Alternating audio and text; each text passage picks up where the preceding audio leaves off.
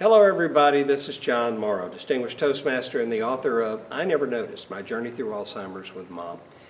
For some of you that have been following me on podcast and also some of my previous videos, you may have heard me talk about this, but I felt it was important to reiterate it because recently there has been new data that's been published by the Alzheimer's Association of America regarding the expenses of Alzheimer's in the year 2015. Those are the most recent complete details that they have. Now, this is something that I don't think people nearly understand as much as they need to. We know about medical science and we know about medical care and insurance and those factors that are provided that help to compensate in some way, form, shape, or fashion for the professional care that is given to an Alzheimer's patient, as well as the pharmaceutical drugs that are available that can help with the condition. Last year in 2015, according to the statistics and the research done by the Alzheimer's Association of America, the total amount expended in dollars for medical purposes from insurance was over $258 billion. $258 billion. And of that $258 billion, it's important to note that 50% of that was paid out by Medicare and Medicaid. Reason being is that the vast majority of individuals with Alzheimer's are individuals in the Medicare age category. Also, because many of the elderly that are retired have literally nothing but their Social Security checks to live on, Medicaid must step in because there's an indigent issue where they can't even afford to pay co-pays or afford to buy their prescriptions. So there are systems that are being put into place, mechanisms to try to help with the cost of the care.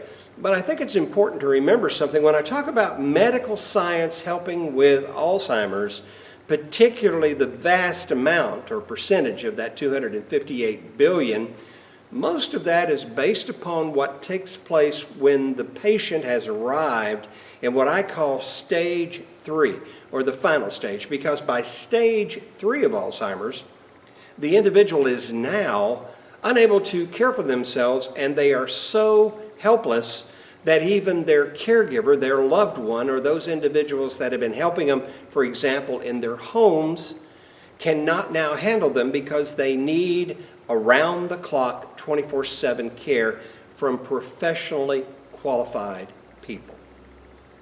Where does that leave the group that handles them in stage 1 and in particular in stage 2? Well, caregivers are at financial risk. Think about this statistic for just a moment.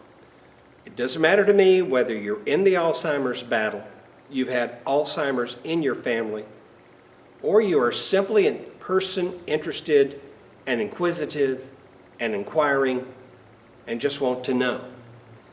Or you're someone who really doesn't care, but you're taking the time to watch this video, and for that I say thank you, I'm grateful. Listen to this stat. If you were to take the time and the resources that are invested by caregivers, which are primarily family, and you were to estimate those based upon the services rendered, the time given, and what it would be compensated for if it was compensated under insurance coverage, that uncompensated cost to the caregiver community is $215 billion. That's right, $215 billion. That's 9 zeros. 9 zeros following 215. And that money is not tangible. That's what the caregivers are giving of their time, their resources, and why they too are in significant financial risk. I want to make an appeal to all of you out there to understand the Alzheimer's Association of America is working to raise the consciousness of the American public and people worldwide as to the nature, the cause, the possible cures, but most importantly, the plight of Alzheimer's patients and those that love them and care for them. And they are actively working with fundraising programs. This coming November, I'll walk 3 miles around a large lake here in Lakeland as part of the Walk to End Alzheimer's.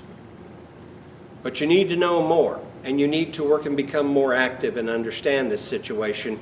And if you're in a stage in your life where Alzheimer's might possibly enter into the equation of your life or the life of someone you love, you need to talk to a financial specialist, and you need to begin to realize that until science and business and government and other community and charitable organizations unite together to create an infrastructure of financial support for caregivers, caregivers are financially at risk. Don't neglect to do something about the future. And remember these statistics if you remember nothing else. They're real.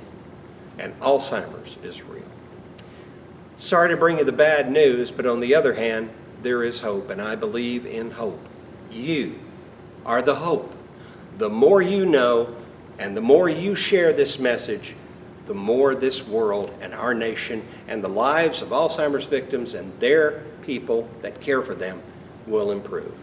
This is John Morrow. Until next time, have a great day.